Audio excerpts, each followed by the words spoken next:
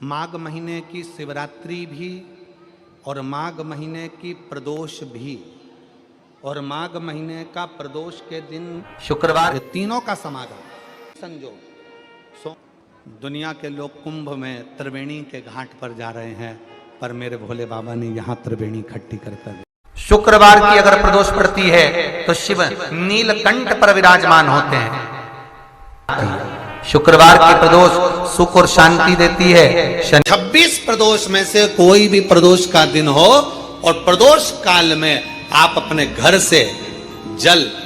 और एक हाथ में घी का भरा हुआ दीप लेकर जिस दिन शंकर के मंदिर में जाते हो, शंकर को जल चढ़ाकर हाथ का स्पर्श जलाधारी पर कर कर शिव मंदिर में दीप प्रज्वलित कर देते हो, 26 प्रदोष का पुण्य। प्रदोष के दिन यदि आपको कहीं से शमी पत्र मिल जाए, प्रदोष के दिन यदि कहीं से आपको शमी पत्र मिल जाए और प्रदोष काल में, प्रदोष का जो समय होता है, शाम का जो समय होता है प्रदोष काल, 4 प्रदोष 5 प्रदोष आप कर देखिएगा कि आपका कोई काम है, कोई नौकरी के लिए आप अप्लाई कर रहे हैं, कोई समस्या बड़ी विकट आ गई है, कोई तकलीफ बड़ा गला पकड़ रहा है, विकट आ गई है, कोई समस्या विकट आ गई है, प्रदोष के प्रदोष काल में अगर एक शमी पत्र भी आप घर के शिवलिंग को, अब ये करने के लिए आपको मंदिर के शिवलिंग नहीं जाना, अपने घर में जो शिवलिंग, चाहे वो स्फटिक का हो, पारद का हो, कंकर शंकर का हो, लकड़ी का हो, जो शिवलिंग तुम्हारे घर में, कांच का हो, चाहे वो नर्मदा के कंकर का हो, नर्मदेश्वर हो, पाषाण का हो, जो शिवलिंग, चांदी का हो, सोने का हो, तांबे का हो, पीतल का हो, जो शिवलिंग तुम्हारे,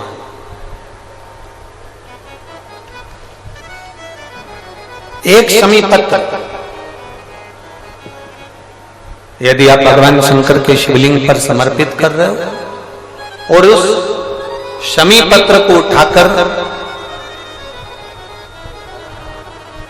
रात्रि को 9:15 की जो एक मुहूर्त होता है, एक समय होता है, जिस समय पर हम अपने मन की बात भगवान शंकर को कहते हैं,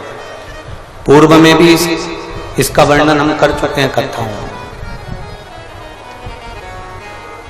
उस 9:15 पर वो शमी पत्र को उठाकर एक कागज में, एक कटोरी में उसको रखते थे। 4 या 5 प्रदोष के उस शमी पत्र को अपने पास में रखिए और जिस कार्य के लिए जा रहे हो उसको जेब में ऊपर के भाग में उसको रखकर लेकर जाइए, आपका वो कार्य सफल होकर ही रहेगा, वो रुक नहीं सकता। शमी पत्र में इतना बल होता है, प्रदोष का जो शमी पत्र होता है वो बड़ा बलवान होता है, बड़ा एक पत्र है।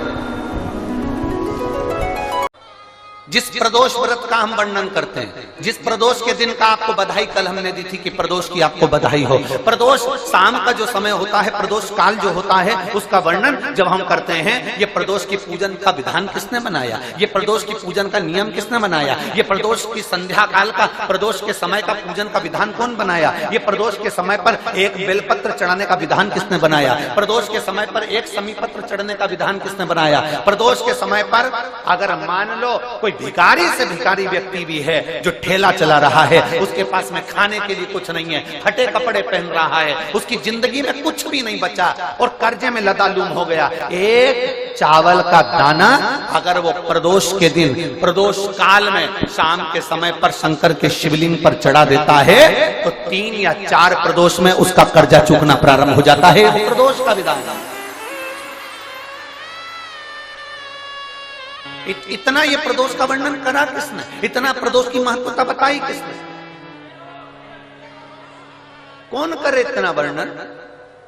अगर प्रदोष की महत्वता बताने वाला कोई है इसीलिए मेरे शंकर भगवान माता सती को लेकर कुंभज ऋषि के यहाँ, अगस्त ऋषि के यहाँ कथा सुनने के लिए गए थे, क्योंकि उनके बराबर कोई शंकर के महत्व को बता नहीं सकता और प्रदोष के महत्व को नहीं बता सकता। सती मैया को प्रदोष का महत्व बताने के लिए शंकर सती जी को लेकर कुंभज बाबा के यहाँ गए थे, अगस्त ऋषि, कि प्रदोष के महत्व को तो जानो सती, तुम प्रदोष के महत्व को तो सती जानो, तुम प्रदोष के महत्व को तो सती पहचानो कि प्रदोष का महत्व क्या होता है, प्रदोष काल का महत्व क्या होता है, प्रदोष के समय का महत्व क्या होता है। जिस समय पर सूरज डूब रहा हो, चंद्र प्रकाशित हो रहा हो, दोनों का मेल हो रहा हो, ना तो पूरा सूरज डूबा है, ना पूरा चंद्र आया है, ना पूरा अंधेरा है, ना पूरा उजाला है, उस समय को प्रदोष काल कहा गया, उस समय को प्रदोष का समय कहा, प्रदोष काल कहा। अब कई लोग हमसे कहते हैं गुरुजी आप हमको प्रदोष का समय बताया करो कि प्रदोष काल किसको कहते हैं, प्रदोष का समय किसको कहते हैं।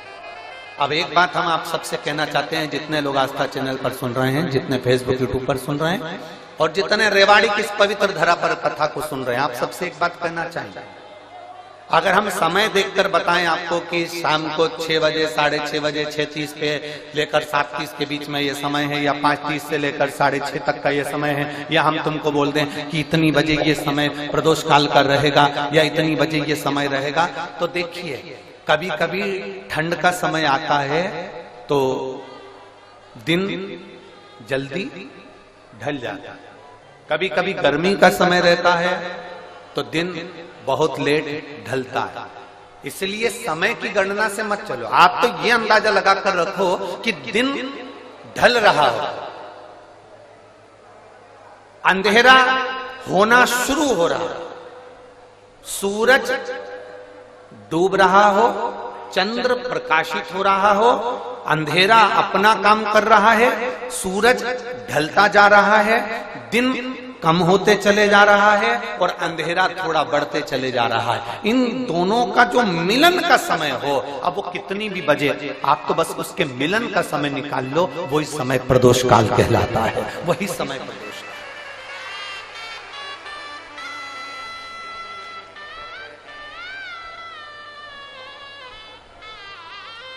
अब प्रदोष काल की पूजन का विधान किसने बनाया, कोई आपसे पूछे तो क्या बताओगे, जम के बोलो जल्दी से, कौन ने बताया था, अगस्त ऋषि। प्रदोष के दिन बेलपत्र के वृक्ष के नीचे लगाया गया दीपक, शिव मंदिर में लगाया गया दीपक और अपने दरवाजे पर लगाया गया दीपक, ये तीनों जब एकाग्रित भाव से दीप लगाए जाते हैं तो ब्रह्मा विष्णु महेश हमारे कार्य की सफलता देते ही हैं, उसमें अटकल नहीं है, उसमें